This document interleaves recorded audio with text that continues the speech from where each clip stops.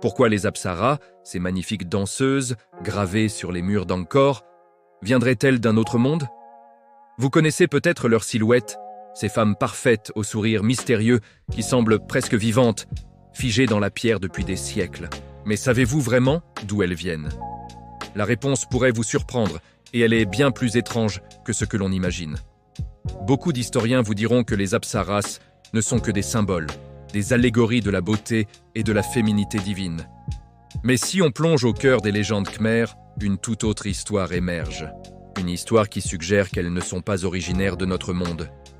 Selon la tradition orale, les apsaras viendraient d'un royaume invisible, un lieu suspendu entre le monde des dieux et celui des humains.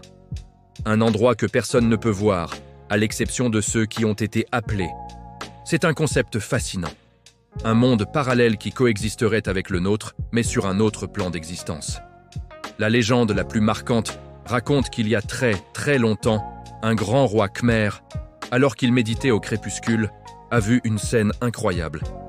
Des silhouettes lumineuses sont descendues du ciel, enveloppées dans une brume dorée. Elles dansaient sans jamais toucher le sol, leurs pieds effleurant à peine l'herbe. Leurs mouvements étaient d'une fluidité surnaturelle, et leurs vêtements semblaient de flotter autour d'elles, comme s'ils étaient portés par une brise invisible, alors que l'air était parfaitement calme. Le roi, complètement fasciné et un peu effrayé, leur a posé une question simple mais essentielle. « Êtes-vous des femmes ou des esprits ?» L'une d'elles lui a répondu, mais sans bouger les lèvres. Sa voix a résonné directement dans son esprit. « Nous sommes les apsaras, nous venons d'un monde que vous ne pouvez comprendre. » Cette réponse est incroyable. Elle ne dit pas du ciel ou du royaume des dieux. Elle parle d'un monde incompréhensible pour l'esprit humain. Un monde aux lois physiques et à la nature peut-être totalement différentes des nôtres. D'après la légende, ces êtres ne sont pas venus par hasard. Leur mission était d'enseigner au royaume khmer l'art de la grâce, de la beauté et du mouvement sacré. Les danses qu'elles ont transmises n'étaient pas de simples divertissements. C'étaient des rituels complexes, des langages corporels conçus pour communiquer avec cet autre monde. Chaque geste de la main, chaque inclinaison de la tête, chaque pas était un mot dans une phrase cosmique, une prière en mouvement. C'est pour cela que la danse classique khmer est si codifiée et si précise. Elle n'a pas été inventée par des humains, mais transmise. C'est une technologie spirituelle, un moyen d'ouvrir une porte entre les dimensions. Encore aujourd'hui, les danseuses qui incarnent les apsaras répètent ces gestes millénaires avec une dévotion quasi religieuse.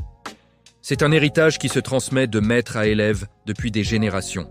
Et certains maîtres de danse, ceux qui ont consacré leur vie à cet art, jurent que des phénomènes étranges se produisent. Ils racontent que lorsqu'une danse est exécutée avec une perfection absolue, lorsque la danseuse s'oublie elle-même pour devenir le canal de la danse, on peut sentir une présence dans la pièce. Un frisson parcourt l'échine, l'air devient plus dense.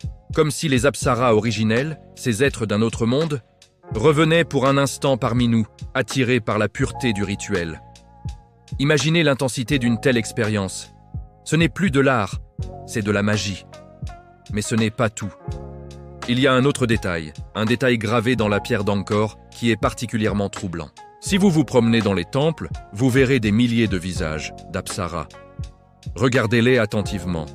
Vous remarquerez quelque chose d'extraordinaire. Aucune n'est identique. Vous remarquerez quelque chose d'extraordinaire. Aucune n'est identique. Chaque visage a sa propre expression, sa propre personnalité, son propre sourire énigmatique. Les sculpteurs d'Angkor, il y a 1000 ans, n'avaient pas de modèle photographique. Ils travaillaient de mémoire ou d'après des modèles vivants. Mais comment auraient-ils pu imaginer une telle diversité de visages parfaits, tous différents, avec un réalisme aussi saisissant? C'est là que l'hypothèse devient vertigineuse. Et si les artistes n'avaient rien inventé? Et si, tout comme le roi de la légende, ils avaient été capables de voir ces êtres? Et s'ils avaient simplement sculpté ce qu'ils voyaient réellement, immortalisant dans la pierre les visages de ces visiteuses d'un autre monde? Cela expliquerait pourquoi ces sculptures semblent si vivantes, comme si une âme était piégée à l'intérieur. Alors, qui étaient vraiment les apsaras? Des déesses issues de la mythologie hindoue? Des esprits de la nature, comme le croient certaines traditions animistes? Ou bien, comme le suggère cette légende audacieuse, des êtres venus d'ailleurs, d'une autre dimension, d'un autre monde. Des visiteuses qui auraient laissé une empreinte indélébile sur la culture khmère avant de repartir. La vérité s'est peut-être perdue dans les couloirs du temps, enfouie sous les siècles. Mais une chose est sûre, lorsque vous visitez encore, surtout la nuit, quand le silence tombe et que la foule a disparu, tendez l'oreille. Certains habitants et gardiens du site disent qu'on peut encore entendre un léger bruissement, un murmure dans l'air, presque imperceptible. Vous remarquerez quelque chose d'extraordinaire. Aucune n'est identique, d'un autre univers. Qu'en pensez-vous? Cette légende vous parle-t-elle? Laissez-moi votre avis dans les commentaires. Je suis curieux de savoir ce que vous imaginez. Si ce voyage dans les mystères du Cambodge vous a plu, n'oubliez pas de liker la vidéo et de vous abonner pour ne pas manquer les prochaines explorations. Merci de m'avoir suivi et à très bientôt pour une nouvelle énigme.